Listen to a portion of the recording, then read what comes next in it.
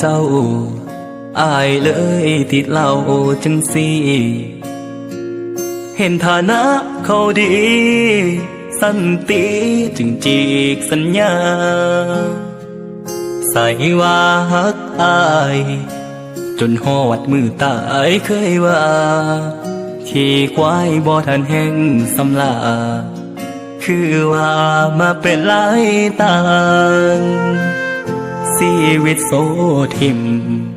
เลาะทิมแต่เล่าสู่มือจนเทบ้านเขาลือบักหัวใจคนจนห่างห่างสิเป็นบ้าน้ำเจ้านนเฝ้ามากองตารางศาสตร์นี้บ่ได้เคียงข้างก็ขอให้นางจงไปดี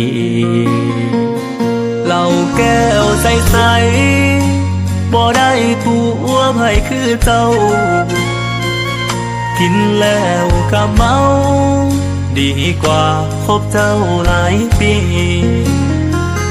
สอกตาคนจริงใจมันบ่ได้สำเล่าแก้วนี้บัก40 ดีกรีนี่ล่ะแฟนไม่อาย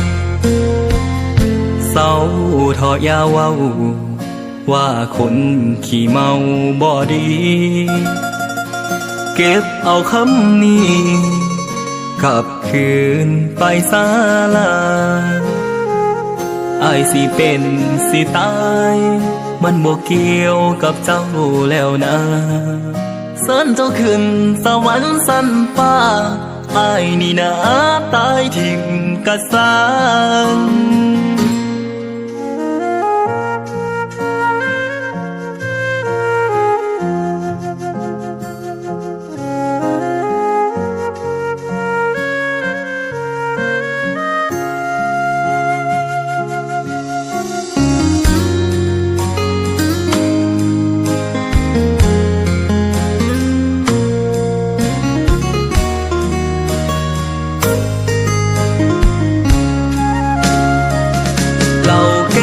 ใสๆบ่ได้ตัวไผคือเจ้ากินแล้วก็เมาดีกว่าคบเจ้าหลายปีสอกหาคนจริงใจมันบ่ได้สำเล่าแก้วนี้บัก40 ดีกรีนี่ล่ะแฟนไม่อายเศร้าทอดยาเว้าว่าคนขี้เมาบ่ดีเก็บเอาคำนี้กลับคืนไปศาลาอายสิเป็นสิตาย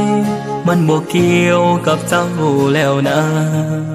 เสิญเจ้าขึ้นสวรรค์สันฟ้าอายนี่นะตายทิ่มกะสาง